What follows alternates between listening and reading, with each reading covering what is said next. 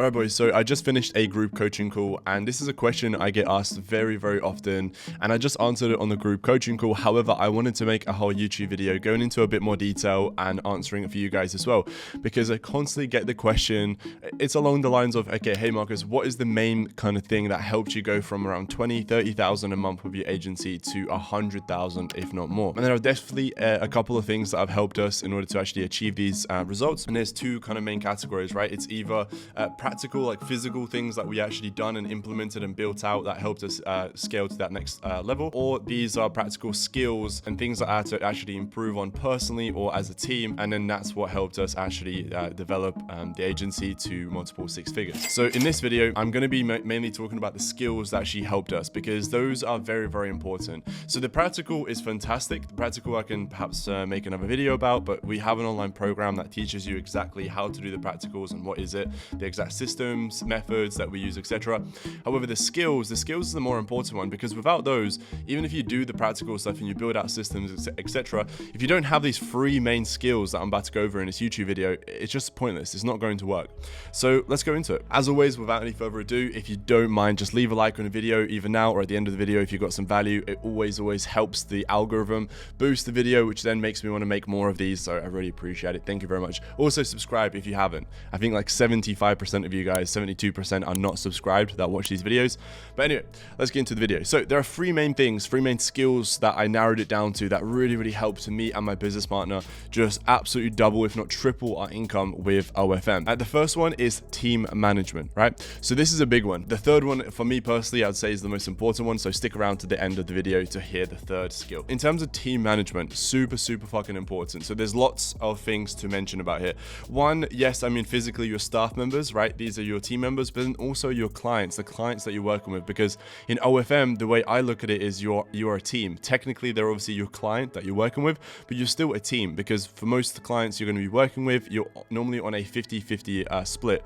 So that means how much work you put in, the client has to put in just as much work as well, vice versa. Otherwise, it doesn't work. So it's a team effort. But anyway, let's talk about the actual staff members first, right? What I'm about to say is true to no matter what business you will do. Whether you're building an Onlyfans management agency or you're building a social media marketing agency, whatever it is, this is always going to be true, which is your business will only be as successful as your staff members, right? So if you have some B-star, C-star players, right, they're not really that good, they don't really put in that much effort, well, your business is going to represent that. It's not really going to get to those heights as you wish, right? Alternatively, if you only hire A-star players that you work with, the best of the best, who really put in 110% effort, who go the extra mile, they think for themselves, they bring ideas to you, and they actually implement things without even you having to necessarily tell them to do. Those are the type of staff members you need, right?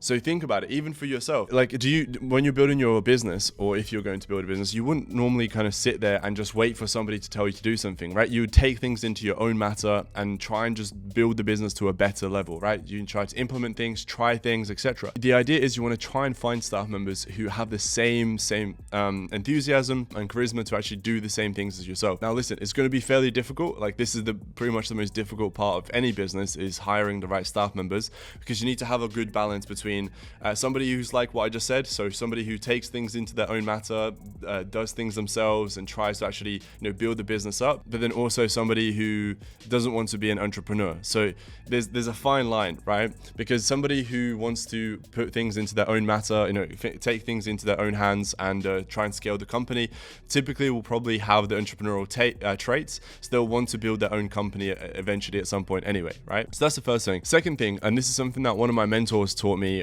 quite a long while ago. I mean, like, he's technically a mentor, but I don't pay him for coaching. He's just a very wealthy guy that I met here in person. And this is something that he said, which really stuck with me, which is, Marcus, whenever you're going to hire people and you're doing the interview, right, you got to remember that interview is the best, the most pristine version of that human being that they're presenting to you, right?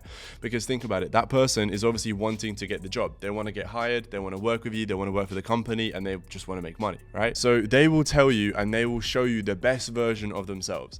So the point being is, if in the interview you just see one red flag, or more than one, however many you want to do. I personally, if I just see one red flag, I'm not going to hire you. So if you just see one red flag in this person in the interview, don't hire them, because again, the point is that is the best, most pristine, best cut, clean cut version of that person, right? So how many other things are they hiding, right? So if one thing slips up, if they slip up once and you can see one red flag, think how many other problems and issues that might, be in the behind the scenes that they're not telling you and showing you, right? So that's another huge one. So be very, very cautious on who you hire. And then the longer you do this, the more experience you have, the more pickier you can be. So obviously when you're starting out, you don't fucking know who to hire and who not to hire. You're just going to hire anybody, which is normal. That's fine. But then eventually you're going to start to understand who to hire, who not to hire, and you're going to get the best A-star players. And again, in our online program, we teach you guys exactly who to hire, where do you hire them from. Matter of fact, we actually help you connect you with the right staff members within our online program. So again, if you're interested, there'll be a link down below. You can just book a free call with us and have a chat and see if it's the right fit for you to invest and join our program. But anyway, that's the first skill that we definitely needed to improve on. Now, the second one was marketing. So what do I mean by that? So me personally, I come from a marketing background. So I done SMMA before I done OFM. I knew a lot about marketing in itself, right? However, I knew a lot about paid forms of advertisement. So paid ads on Meta, Facebook, Instagram, etc. And also it was, paid ads is very different to organic. Paid ads, you literally give the company some money, right? So you give Meta a big budget. You say, hey, look, play this ad in front of this audience and get them to click this button, which then converts them. Simple as that.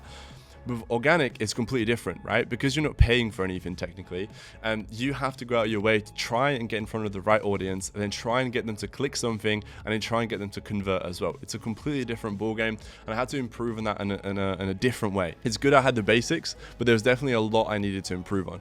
Also, the biggest thing for me personally that I needed to learn about when I was starting out is how do you avoid getting your accounts banned? Because a lot of models, they will get their social media accounts banned permanently, simply because they post content that is on the borderline of safe for work and not safe for work. So they've got to be very careful on what to post and what not to post in order to avoid getting their account deleted. Because again, obviously, if you can imagine if your account gets deleted and that might be like 20-30% of your traffic gone, then you're going to lose a lot of money, right? So that's another thing I had to massively improve on. And then the last one is sales. So the number 3 skill set, which I can talk about forever, but I'm going to try and keep this as short as possible, is sales. So within sales, what do I mean by that? Not necessarily the traditional form of selling that you're probably thinking, which is like on the phone, you're trying to sell something. It's not so much that, it's more so obviously the actual content on OF, right? How do you actually sell custom content, photos, videos, etc. on the platform? And then how do you get them to come back, right? So for me, I just did not register in my head, why the fuck would a guy or a girl perhaps ever go on a platform like OF to pay to see content? It just did not fucking make sense to me at all. And probably for a lot of you guys watching this as well, like if you haven't started OFM, for a lot of you guys are probably like, well, why the fuck would anybody actually spend money on that?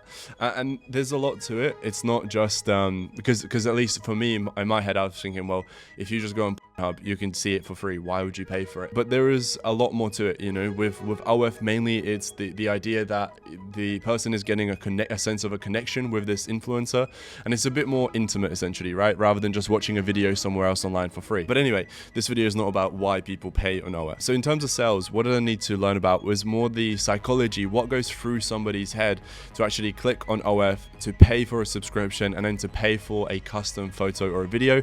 And then more importantly, and this is the last one that I really had to develop and learn, which is what makes them come back. Like what actually gets them to keep coming back and spending more.